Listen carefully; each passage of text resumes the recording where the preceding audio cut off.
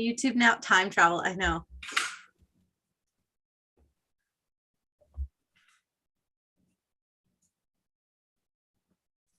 And I'll wait till we get started. Okay, hello YouTube friends. Now you can see us. We're going to get started and more people might come in, but welcome to our, I guess our last big summer event before it's all quiets down and everybody goes off to star parties and has a good time stargazing. We are talking about Canadarm and how Canada is contributing to the new lunar exploration. Before we start, for those of you who don't know me, I am Samantha. I am the Education and Outreach Coordinator at the Royal Astronomical Society of Canada's National Office. I also have a new face here, John, who is our intern at Sky News. He is going to be helping out with the Q&A session. I'll let him introduce himself. But he did write an article about the history of the Canadarms, which will be coming out in the September-October edition of Sky News. So look out for that. John, go ahead. Hey, I'm John. I'm an intern at Sky News, and I've worked on a big story about the history of the Canadarms, Canadarm 1, 2, and 3. And I'm happy to be here today to help run this panel and do the Q&A. Thank you. And now let me introduce you to our main speaker. Chantal Dubois is a robotics engineer at the Canadian Space Agency, supporting the Lunar Gateway program and the LEAP rover mission. Chantal received her undergraduate degree in computer engineering from the University of Manitoba in 2019. During her study, she interned at the CSA working on the Lunar Exploration Analog Deployment Project, and then joined the agency full-time in January 2020 throughout the Engineer Development Program. And she will be talking about the work with the Lunar Gateway and Artemis program. So without further ado, I will let you take it away. You're going to be the spotlight now. Excellent. So I'm going to share my screen. One moment. Let me know if you can see that. Oh, wait, let me know if you can see that. Sorry, I can get my words mixed up. Good. Yeah. Okay. Yep. Excellent. So thank you so much for the introduction, Samantha, and glad to be here with you both, you and John. Just to repeat, I'm Chantal Dubois. I'm a robotics engineer at the Canadian Space Agency, and my background indeed is in computer engineering. So through these projects, I tend to support in a more software embedded systems role. I just bring that up because sometimes I get questions about like, what material is it going to be made out of? And it's known, but not typically known by me. So I'll do my best to kind of cover everything I can. I like to give a lot of context about why we're participating in lunar exploration and sort of what is our objective here? Are we just going back to the moon for funsies, or is there really a bigger picture that we're part of? I think this is something that is sometimes missed when we talk about what we're doing at the space agency. So the first piece of context I want to give you is an organization called the International Space Exploration Coordination Group, ISEC. So this group was formed in the early 2000s, originally by a group of 14 space agencies, among them which was the Canadian Space Agency. And essentially the objective of this group is to coordinate and communicate about space exploration plans with a specific focus on human space exploration in order to collaborate and form partnerships and work together towards these missions. In their first publication in 2006, there's this quote that I really liked, and it's sustainable space exploration is a challenge that no one nation can undertake on its own. I think the really important word here is sustainable, the sustainable space exploration. I think that it's true that it's possible probably for a nation to undertake a big mission on its own, but to make it sustainable, it really involves a really dynamic group, a lot of effort and a lot of coordination and planning and sharing of resources and talent and doing this together. I think that's one of the best things about space exploration is our ability to come together to do it. So that's a very interesting and I think inspiring aspect of this. This map here is actually a map of the current members. I think this is actually from 2020, so there may be updates since then. But since certainly since the 1950s, 1960s, 1970s, even compared to 10 years ago, there's many more space agencies from different countries around the world. Every time I look at this map, it always looks different. So There's CSA, the usual suspects like CSA, NASA, European Space Agency, but there's also some new actors like Brazil has a space agency, or Romania, or the United Arab Emirates, and they're all undertaking their own space programs and possibly contributing to much higher level human space exploration goals. So that's the membership as of 2020. And this is one of the outputs that has come out of this group, which is the Space Exploration Roadmap. So this was formulated in 2018. And what you see here is sort of like a diagram that shows us going from the Earth in low Earth orbit, going to the moon, and then having the ultimate objective of putting humans on Mars. So this group of space agencies and countries kind of agree that this is the direction we should go in. And each step of this roadmap will result in knowledge and technology that will feed forward into the next step. So returning to the moon is our opportunity to really test our capabilities and technologies that will keep our humans safe when exploring in orbit and on surface. The stepwise approach is important since sending humans to Mars presents a really great challenge to our human explorers. This is due to the much more hostile environment. We're much further away from the Earth's magnetosphere, so there's a lot more exposure to radiation. There's a lack of oxygen and water, and also you're further away from the safety of Earth. Another challenge is the communication delay. So if we're talking about bounce time, the time it takes for a message to be sent and then an acknowledgement to be received. Right now, the bounce time to the ISS, it's pretty short. It's about a second and a half, maybe 3 seconds tops. To the moon, it's between 5 and 10 seconds. But to Mars, it's going to be at minimum 10 minutes and at worst over an hour. So if you imagine an emergency happening, a 10-minute delay still is quite significant and would really prevent operators on the Earth from helping anyone who's on the surface of Mars or in the orbit of Mars. So that's why a crewed mission to Mars will require a great deal of self-reliance from the Earth and a high degree of safety for the humans making the journey. Proving we can have long-term presence on the moon, which has an environment much more similar to Mars, is essential to this objective. So the ISS is in low Earth orbit, which still has a protection of the Earth's magnetosphere. And even in this environment, we see that our astronauts who spend time in this on the ISS still return to Earth with changes to their health. So usually things like being at a higher risk of cancer for the rest of their lives or changes to their eyesight. This all happens just being, on the ISS for 3 months, 6 months at a time. We had Scott Kelly, who was on there for a year, and I think they're still studying the effects that occurred to him. I'm not sure if they've finished that study, but that was something to look into as well to see how long a year would impact the body. And so when we start talking about those challenges, that's a challenge that we still don't have solutions for. Space exploration advances technology for human health, robotics, communications, and essentially for anything where we need to provide services on and around the moon. And these advancements will certainly have benefits for humans on Earth. A really good example I like to use is being able to provide medical services to astronauts on the moon or on Mars. It's a demonstration of telemedicine that might actually benefit Canadians when we have remote communities where getting to a doctor is usually a long journey to a major city. So Canadian participation will help spur technology development and research in Canada and provide access to new opportunities economically. And I think also a really important aspect is inspiring the next generation of engineers, scientists, and even artists who have a new sort of worldview to work from. So another question I like to answer a lot is the question of, well, we've already been to the moon, why are we going back? And sometimes the answer of, well, we need to prove our technologies isn't good enough because they'll say, well, we've had Apollo missions, we've been to the moon before, why didn't we learn from that? So some more context here is the last Apollo mission where a human was on the surface took place in 1972. And yeah, here's a nice map showing that. So the mission was right there, and kind of giving some stats about this mission. This mission had the first the first geologist on the moon, who was Harrison Schmitt. But this mission was relatively short, but still very long compared to other Apollo missions. So it lasted 12 days and 14 hours.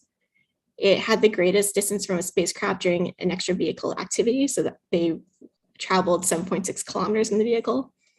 They had the longest lunar surface EVA activity, lasting 22 hours and 4 minutes. And they spent the longest time in the lunar orbit, which was 6 days and 4 hours. So if that was the longest, you can imagine that we haven't spent more than a week consecutively on or around the moon, which means that we haven't really spent a lot of time there. There's still a lot to learn and still a lot to prove for our technologies. In contrast, the Artemis missions will have much longer durations and much more complex mission objectives. Another thing to mention here is Artemis, if you know your Greek mythology, is the twin sister of Apollo. So I think the inspiration here that NASA's taken on was the Apollo spirit, the Apollo effect, where many people from that generation were inspired to go into STEM, where I believe with Artemis, they're trying to implement the Artemis effect, where women will be inspired to go into STEM as a result of these missions. So with the Artemis mission, we're really interested in not just the lunar orbit or putting a station around the moon, but also in the lunar South Pole. And one of the reasons why we're interested in the lunar South Pole is there's likely frozen ice water there, which will be really essential for maintaining a human presence. So here's going back to the space exploration roadmap. Here's an updated roadmap that shows a little bit more detail on activities that are planned in the next decade or so. So there's a lot going on, so I'll try to explain it and make it a little bit more interpretable. We have missions both on the lunar surface that contribute to lunar exploration and also to the lunar orbit. On the lunar surface, you'll see that there's a variety of these circular dots are robotic missions, so usually rovers of varying sizes. I think they tend to be a little bit on the smaller side. And then we also have the Lunar Gateway at the very top. So to explain the Lunar Gateway, and I'll go into a little bit more details on the partnerships and who's involved, but in phase 1, which is expected to conclude near the end of 2024, it's sort of like a modular build. So NASA is going to send up what is called the power and propulsion element and the habitable and logistics outpost, which are the two sort of main components that will be put together to create a space station. In phase 2, this is when we expect that Canadarm will be involved. So the gateway will continue to be, modules will be added continuously to the gateway until it reaches a complete stack. And this will add capabilities and more habitable space onto the space station. So the next module would be the International Habitation Module. And with that will be Canadarm3. And at a later date, possibly an airlock or a lunar module, so on and so forth. Maybe there'll be other modules planned in the future from other partners. But at least by around 2026, 2027, we would have Canadarm3 there. Down here shows the Artemis missions, the Artemis flights. So Artemis 1 is going to be the first flight of the Orion around the moon, and it'll be launched by the Space Launch System. So these are two American vehicles. With Artemis 1, the objective is to fly Orion to the moon, orbit the moon, and then fly back. No crew on board, just a test flight to make sure that everything's okay. And that'll take place in 2022. So actually I looked it up to see when they plan to launch it. And there's a series of launch windows that are opening up later in August and it's in September. So we might hear about that soon.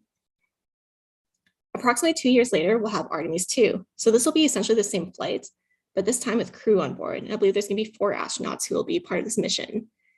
The really exciting part is that Canada will get to fly 1 astronaut on this flight. We don't know who it's gonna be yet, but I expect we'll find out probably in the next year as we get closer to this launch date. Between Artemis 2 and Artemis 3, there'll be the initial configuration of the gateway. But one thing to note is that Artemis 3 will be independent of the gateway. So that is, if the gateway isn't there, Artemis 3 is still going to happen.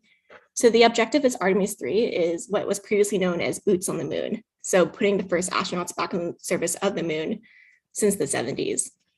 So if the gateway is there, what will happen is Orion will fly to the gateway and dock with it. And then from the gateway, they'll use the human landing system to land on the surface of the moon, perform a mission, and then return to the gateway and then fly back to Earth. If the gateway isn't ready by then for some reason, they'll just use the Orion. They'll egress from Orion via the human landing system, return to Orion, go back to Earth. So for NASA, their plan is to have at least 1 woman among this crew.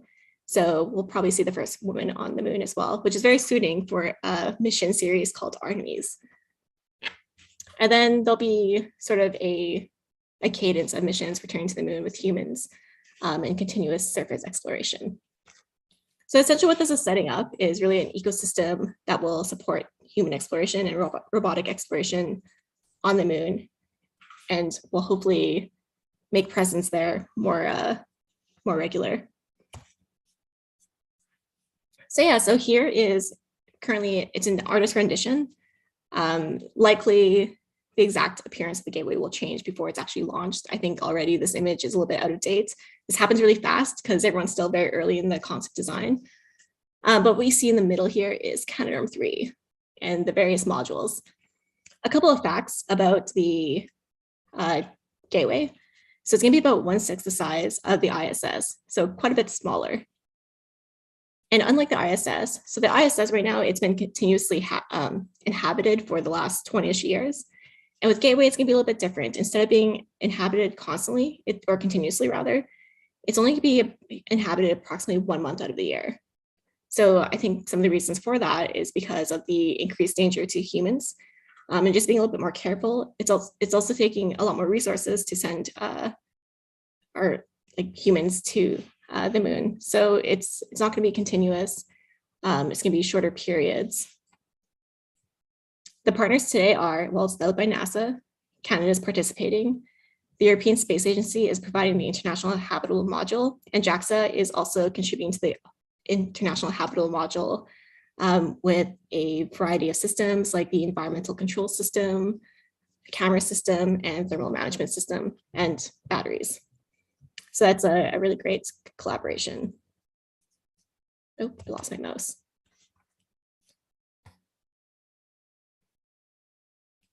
So yeah, and I think that this 1 month per year is another aspect that really drives a really important concept for the Gateway, which is quite different from ISS or other spacecraft we've had in the past with humans. And that's the concept of autonomy. And this also contributes to our goal of getting humans to Mars. So when you only have crew that's on board the Gateway for only 1 month out of the year, that means that their time is incredibly valuable. It means that they only get a month to do all the science and collect data that we want them to do. So when they are sent there, we don't want them to spend a lot of time changing batteries or maintaining the Gateway or configuring things. We want them to show up, do the science, optimize their time, return to Earth as safely as possible. So that's one of the reasons why Canadarm3 will be autonomous, as well as the rest of the Gateway stack. Really, something I thought was really cool and interesting is the orbit that's been chosen for the Gateway as well.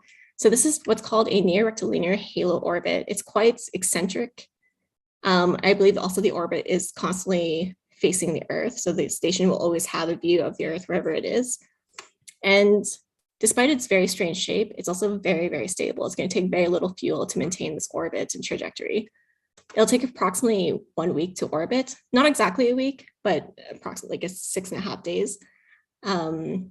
And at its closest encounter to the surface, it's going to be about 3,000 kilometers. And at its furthest, it'll be 70,000 kilometers. So this makes it really interesting for science objectives. You get really far, there might be more interesting missions to do here for certain things. If you get closer, I think there's more lunar surface activities that can be involved. So it's very interesting.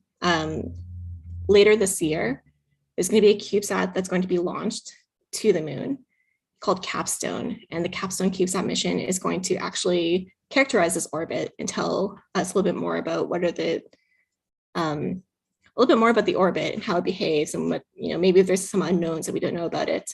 So that's also a really cool fact, because CubeSats are, I think, a trend that only became really feasible in the last maybe decade and a half, and it's now being used for really exciting exploration. So here's a nice glamour sort of video of the Gateway stack with Canadarm3. So yes, I can get a little bit more into our role. So Canadarm3 is the Canadian contribution to this mission, and it's going to compose of 2 robotic arms, as well as a series of tools. So one robotic arm will be called Exploration Large Arm. So this is going to be about 8.5 meters. It's the main arm, part of the system. There's also going to be the Exploration Dexterous arm, which is going to be a smaller sort of partner arm. And the idea is that Exploration Dexterous arm can repair and maintain the Exploration Large arm, which is doing most of the operations. In addition to them both being able to operate independently, you can also join them together to make one extra large arm. So it's a very sort of cohesive system that's working together. If you know much about Canadarm2, I think this is a little bit analogous to how, I don't want to use acronyms, but the Canadarm2, like the arm itself, is called SSRMS. And then there's also Dexter, which is a different robot. So these two robots can operate separately, but they can also operate together. And with Canadarm2, it's used Dexter to do things like change batteries and using its dexterous sort of robotic manipulators, which is something that Canadarm2 itself can do alone without the addition of Dexter. So I think that's a little bit kind of the spirit of what's happening here. So yeah, and it's very similar to Canadarm2. Canadarm3 will be used to maintain the gateway, to capture free-flying vehicles. It might help with payloads, and also with extra vehicle activities with astronauts. So you might see astronauts on the tip of the arm to perform different operations, or perhaps it'll assist astronauts who are somewhere else on the station and maybe pass things to the astronaut, or do inspections or provide camera views. So a nice comparison of sort of the Canadarm family. So Canadarm, or Canadarm1, depending what you like to call it, this was launched or first used in 1981, and this was on board the space shuttle. So its lifetime was from 1981 to 2011, and the control paradigm for Canadarm1 was manual control. So a crew inside the space shuttle would control the Canadarm1, and this was all manual. There's no automation, nothing like that. For Canadarm2, this was launched in 2001 to the ISS and remains in operation today. So there's a 10-year overlap between the two. The control paradigm for Canadarm2, it originally started with the expectation that, like Canadarm1, it would be mostly controlled by the astronauts on board the ISS, but it ended up kind of transitioning so that it was mostly ground operated. So for most operations, it's ground control that's doing all the controlling and manipulation and any activity with the arm. It's also controllable by crew, but usually in situations where a real-time response to a situation is required. So things like a free flyer vehicle capture, so when a vehicle is visiting the ISS, Canadarm2 can be used to grapple with it and then berth it to the station. So this would be in cases where that vehicle can't do the docking itself, or when there's an extra vehicle activity with an astronaut. So in this case, it would be probably a matter of safety because you'd want someone there who can react really quickly to the situation at hand. Of course, these activities are always done with ground operators in the loop. So it's not ever the case where an astronaut is performing an operation with Canadarm2 and ground operation isn't involved. They're always involved. And this is going to be different for Canadarm3. So Canadarm3, it's planned for launch in 2027 for operation on board the Gateway. It will still have ground operations. It will still have crew operations. But with the introduction of autonomy, the reliance on the latter is going to be a little bit less. So the expectation is that the ground operators will be involved with sort of pre-planning certain tasks, setting the tasks to the gateway, where it's going to be added to a database for the arm, and the arm will perform those tasks autonomously. And for crew control, once again, this could be usually in situations like a free flyer vehicle capture or assisting with an EVA, either an astronaut on the tip of the arm or maybe on the gateway itself, doing something that requires the assistance of the arm. So a really cool image that I like to show is the first robotic handshake. So because Canadarm2 and Canadarm1 had an overlap in their mission lifetime, there was a chance for them to meet at least once. I don't know if they met more than once, probably because the shuttle was going up and down. But there's this really cool photo where Chris Hadfield is controlling Canadarm1 from the shuttle. Someone else is controlling Canadarm2 from the ISS. They're passing a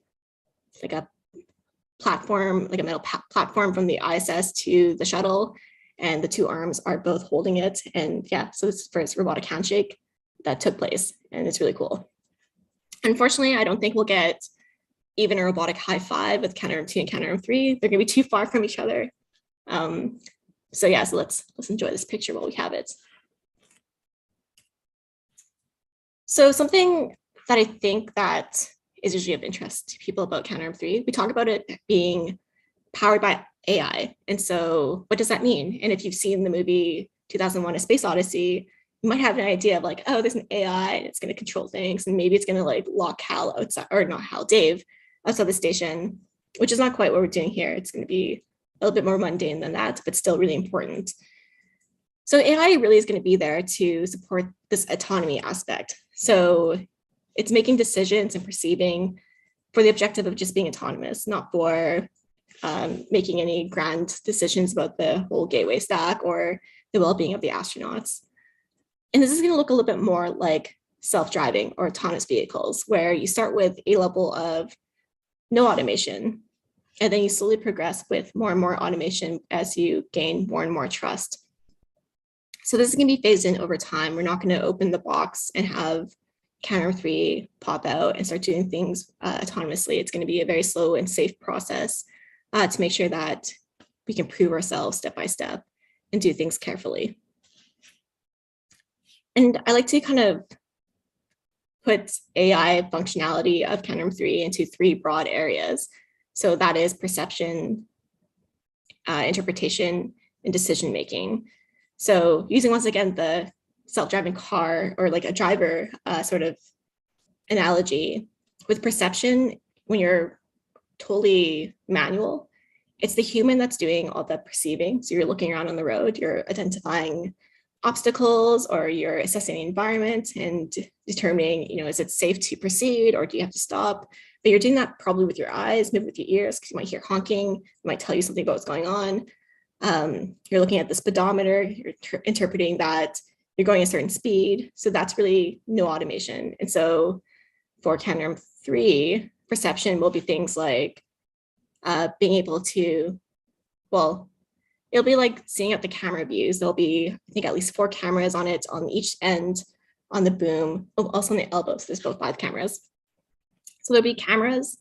There will likely be 3D sensors like LiDAR. If you're not familiar with LiDAR, this is like sonar, where instead of a echo, where you send out an echo and you get a bounce back, and you can determine based on the speed of sound and the time it took to return the distance of an object.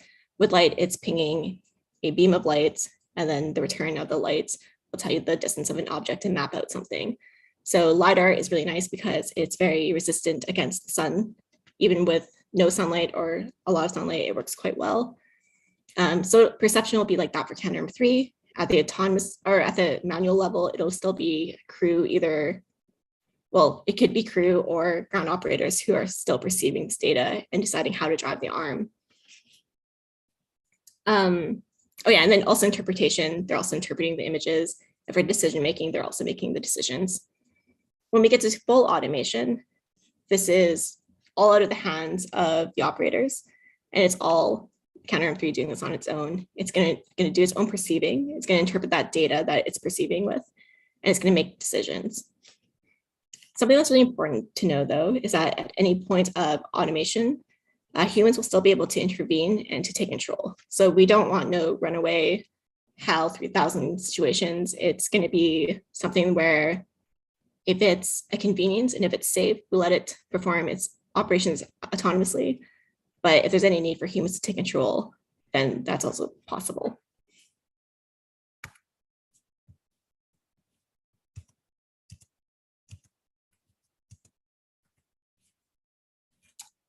Sorry, my PowerPoint just froze for a second.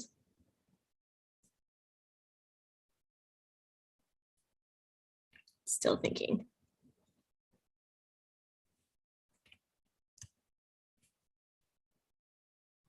Okay, good. All right.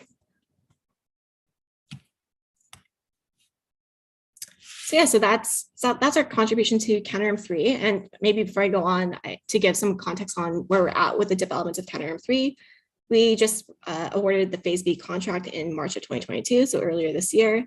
Phase B is when our contractors will start the preliminary design. So we're still very much in the early stages of the project. So For lower level details, a lot of that still is under analysis and still, being decided. And in about a year and a half, we'll have a lot more details that are solidified.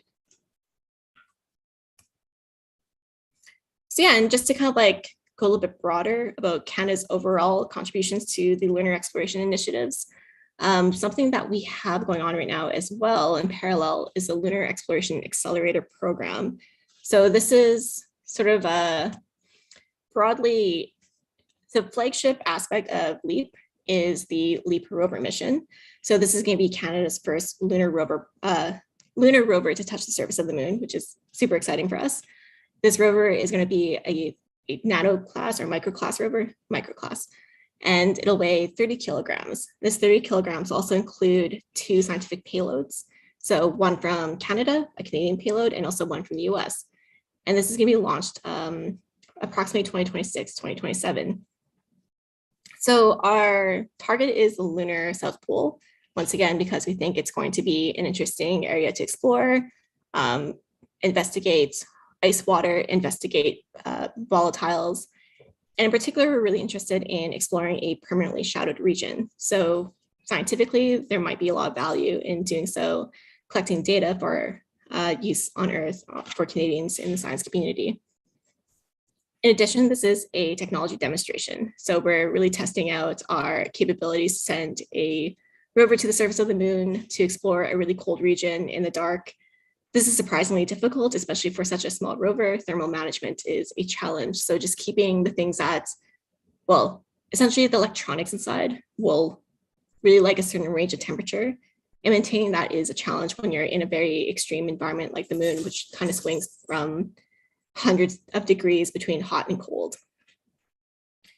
Right now, we are finishing up phase A. So phase A is sort of the initial concept definition. And we have 2 parallel contracts going on with that. So one was awarded to MDA in Brampton and another to Canadensis, which is also another company in Ontario. So they're both independently coming up with concepts. And then at the end of phase A, we will retain one of those concepts for proceeding with actually building the rover. So it's something we're really excited about. In addition to that, just maybe find a more interesting image. In addition to the rover mission, LEAP also provides funding for other technologies for use on the moon. For example, we've awarded contracts to companies like Mission Control Space Services, Lumibird, Integrity Testing Lab, and NGC Aerospace, and Felix and Paul, and ComDev. And all these companies are using this money to develop different types of technologies. So for example, Mission Control Space Services developing sort of platforms for operations and data management, or Felix and Paul Studios, which is a media company. They do like documentaries and really immersive films. They're developing a camera technology. So better cameras to get really inspiring, insightful imagery from the surface of the moon. And so our goals of the lunar rover doesn't just come out of nowhere. Our activities with rovers it goes back all the way to 2002. And since 2002, the team, or rather the CSA, has undertaken a variety of simulations or analog missions. And one of those I was actually involved with. So I was involved with the Lunar Exploration Analog Deployment Mission. And this was where we built a lunar prototype. We contracted various systems and sensors, and then we did the integration. And we performed a 5-day mission in Granby, Quebec, where we made it was a quarry.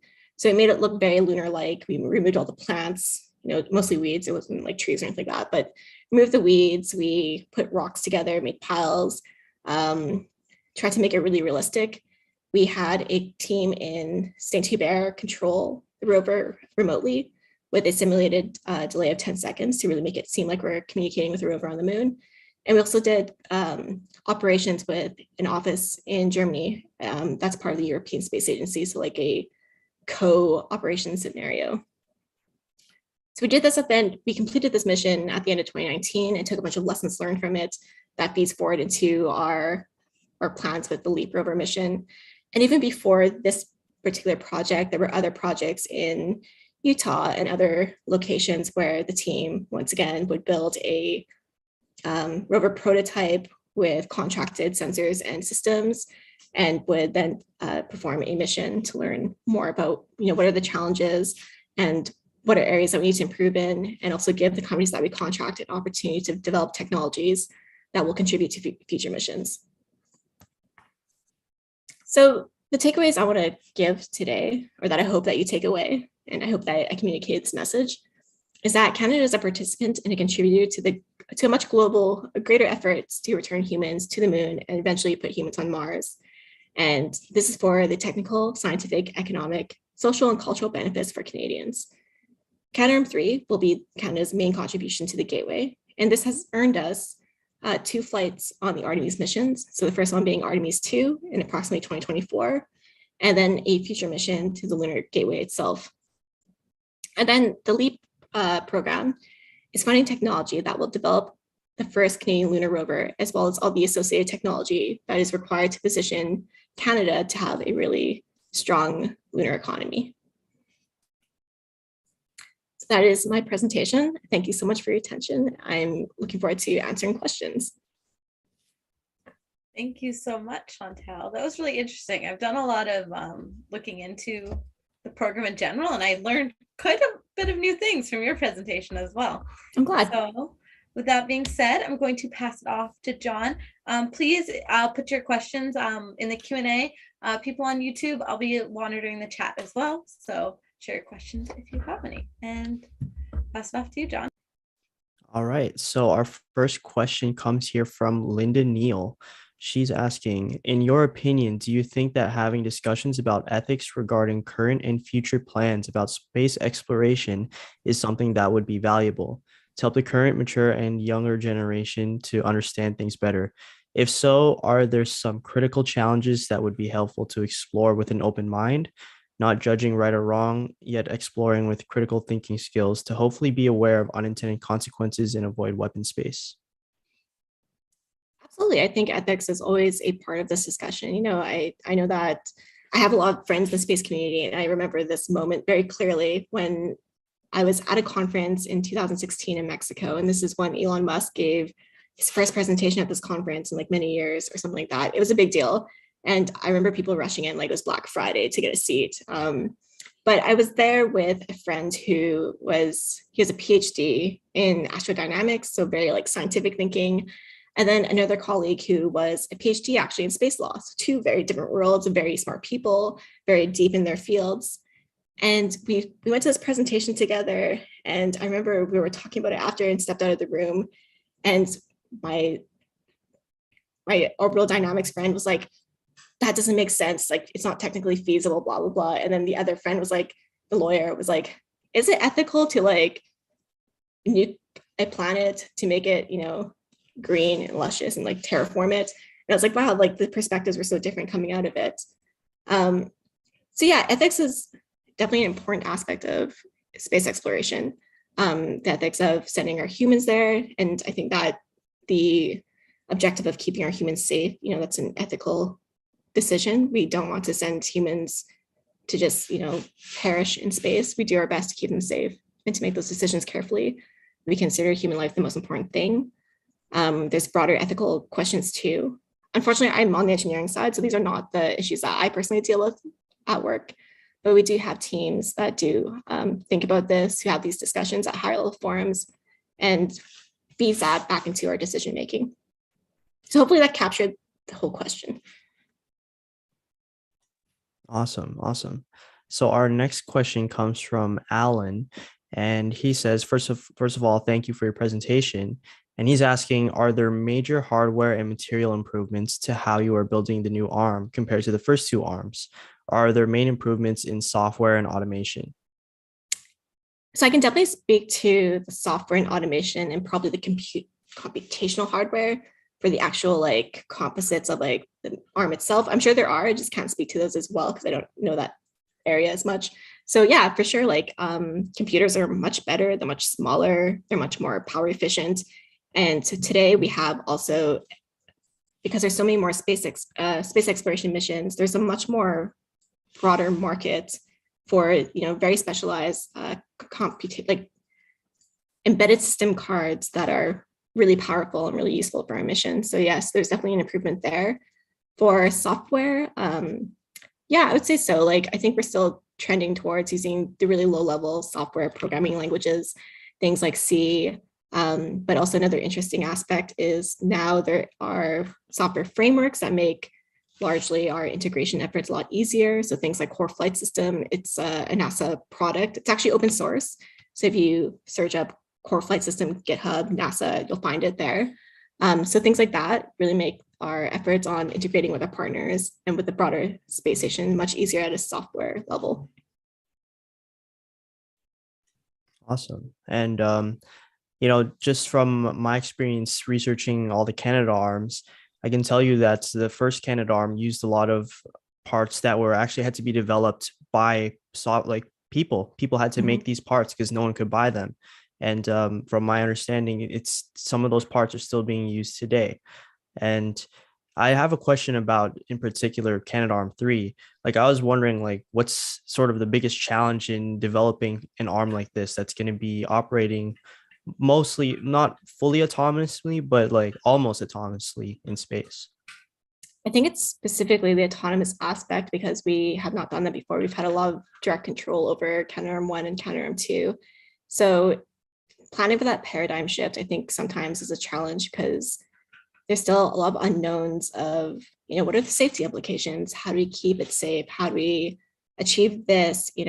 The controlling Canadarm2, it's a very complex thing, and being able to, translate those operations and then have a robot do that autonomously, it's quite a challenge, but that's why we're spending a lot of effort and time looking into these problems. Mm-hmm. So, what do you expect is Canadarm3's legacy is going to be? Because the first Canadarm, it was moving payloads on space shuttles. The second Canadarm, it was on this International Space Station, and it had some degrees of autonomy with Mac. And now Canadarm3 going to the moon. What do you imagine that legacy is going to be, and how do you think technology is going to evolve further after that? I personally hope that the legacy is that it's a very autonomous and very independent system that will really contribute to our ability to go to Mars. Because if we can't prove that we can be autonomous, it makes it really hard to prove. It makes it hard to imagine that we will, put Canadarm4 on a Martian space station. So I hope that's the legacy, is that it's really independent, and that another really interesting aspect that I forgot to mention during my presentation is the aspect of it being solely operated from Canada. So this is different from Canadarm2, which is more of an integrated operation scenario with both Canada and the NASA specifically operating it together. But with Canadarm3, this is going to be mostly in Canada. It's going to be an opportunity for us to really create more jobs for Canadians. So just being like a really Canadian-owned thing, and also being an opportunity for, using that system and then providing operations as a service, like a commercialization opportunity, and really sort of put Canada at the front of, being able to provide robotic operations and robotic arms as a product and a service. So we have a question from one of our co-hosts, Samantha, and she asks, what does the day-to-day work look like for an engineer like yourself working on Canadarm3 and other Artemis projects? It's a lot more boring than you probably imagine. I mean, it's always exciting because I'm working on, sometimes I have to remind wow, I'm working on a Canadarm, robotic arm that's going around the moon, and a rover that's going to be on the moon as well. It's a lot of meetings. So, there's so much cooperation and collaboration that has to happen. So on a weekly basis, I'm meeting with various teams from NASA or the European Space Agency, and also within CSA, participating in working groups to make sure that when there's changes to, someone else's concept, ESA or NASA's concept, evaluating, making sure it doesn't impact Canadarm3, and a lot of stuff like that. It's a lot of communicating and cooperating. These are really skills that I think are really important as an engineer in the space community, especially on projects that are so international. Awesome. And we got a question from Lori Roche. She's asking, where will the operations be in Canada? Is it going to be in Montreal? Likely it'll be in Ontario, we're thinking probably Brampton. So MDA is going to be providing the facilities, and I think that they're going to be in Brampton, as far as I know. Yeah, I can tell you they're going to be in Brampton. And I just want to go back a little bit to Canadarm3 and sort of talk about like the degrees of autonomy. Do you think there's ever going to be a Canadarm someday that can operate like completely by itself? Or do you think there's always going to need that sort of human element of, hey, we need to like take over at this specific time? Do you think we're going to see something like that in our lifetime? That is our objective. I think we can reach that objective. It will just take a lot of careful planning and careful steps. And because any wrong step can set us back in that objective if we lose trust in the system. So as long as we proceed carefully and cautiously, I think we can reach it. And I also just want to go back to the lunar mission simulation you were talking about. I was wondering, what were the takeaways you guys had from doing that simulation at Granby? A couple. So I'm trying to like think of what's like not too like jargony and like boring to talk about, because there's a lot of boring things, but things like, because we're really looking into the concept of operations and, you know, looking into, well, one thing is the modes of operation. So on this particular rover prototype, we had, I think, 4 modes of operation, one being hand controller. So like a joystick, you know, kind of like an Xbox controller. Another was sort of incremental motion. So like move X meters, rotate whatever radians. There was autonomous navigation. So the rover we would tell it a point to go to, and it would use a LiDAR to scan the surroundings. It would then map out a trajectory and then proceed. And I think because of the line of sight of this LiDAR, it would stop like every 10 meters to take another scan. And then there was follow path, where you gave it like a series of paths, like points that would follow. So that was something we were really interested in seeing, like, what is the most efficient? Because what we as engineers imagine will work the best, sometimes when you put humans actually at the console to do it, it turns out to not be intuitive, or not the most efficient way, or not the most, you know, a way that they feel comfortable with. And what we found was, I think this was expected, but nobody liked the hand controller. When there's a 10-second delay, that's like, you know, super scary. If you're playing video games, you have a 10-second delay, like it's very frustrating as well. So that was, I think, a really obvious, like, okay, that's not an option. There was a hesitancy to use, I think, the auto nav. And I think this has to do with when you're waiting for the rover to get to its destination, you're just like watching it kind of do its thing. It's not as fun. So, and then the travel to point, I think, was sort of a similar situation. It turned out that the incremental motion was the most preferred way to control the rover, even though it wasn't the most efficient. I think the most efficient was actually the auto navigation. So that was an interesting kind of takeaway, I think. And that whole discussion about like that 10-second delay and playing video games, or doing anything on the internet, having a 10-second delay, that sounds very, very like, you know, challenging. Yeah. And I can't imagine that with like communication delays to the moon. And you were talking about Mars, like a 10-minute to an hour, like that sounds crazy. Like what can engineers do to sort of try to overcome those communication delays? Or is that always just going to be a part of communicating to space? I think there's ways to overcome this, and this is kind of straying once again into a field that I'm not super specialized in. But I think things like relays, like having, you know, relay stations along the path from Earth to Mars, could speed it up. New technologies, maybe like quantum technologies, maybe could speed up communications. A lot of things that like don't exist yet, but I think feasibly can exist in our lifetime, would speed that up. So I don't think it's a problem that's going to exist forever, but just for now, it's still a challenge. Mm-hmm. So we have another question from Alan, and he's asking, what kind of orbits will Artemis 2 mission go into around the moon? A low moon orbit or a halo orbit like the Gateway? They'll be more low orbit. It's more circular. I think it's more around the equator. It won't be the full near-rectilinear halo orbits for the Artemis 1, Artemis 2. Yeah, it'll just be more straightforward. Awesome.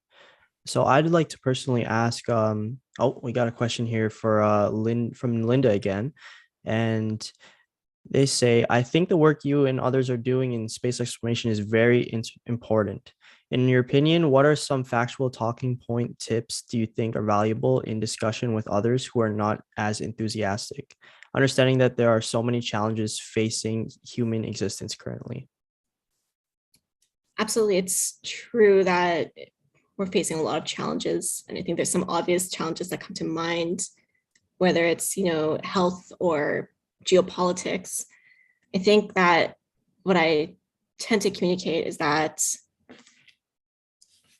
it's sort of like, I don't think there's a zero-sum game that we're always playing against. And so space exploration doesn't have to be sacrificed for other initiatives. A lot of things can coexist as long as we're kind of mindful about the environment that we're, in the world environment that we're working in. So I don't know if that's factual, like that's more like feelings and subjective, but I think it's sort of like that aspect that we can coexist with other initiatives. We also contribute to a lot of the problems I think are on a lot of people's minds, things like climate change.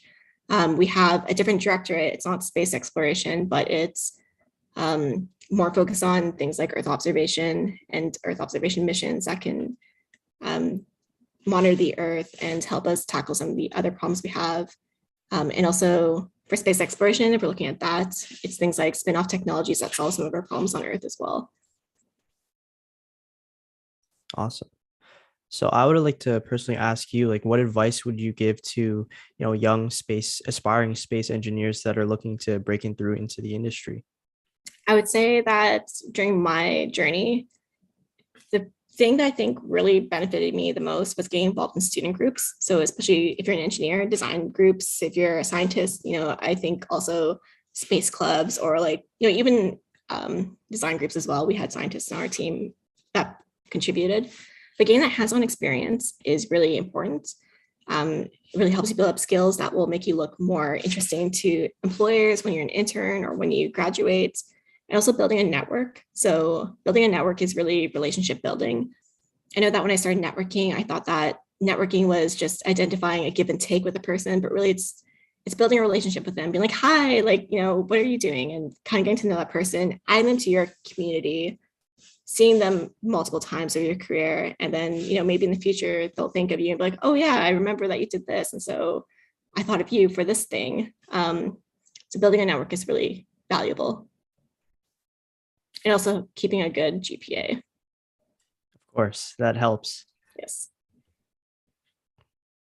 So if anybody has some last questions for us for the panel here, feel free to send them now, either in the chat or on our Q&A portion.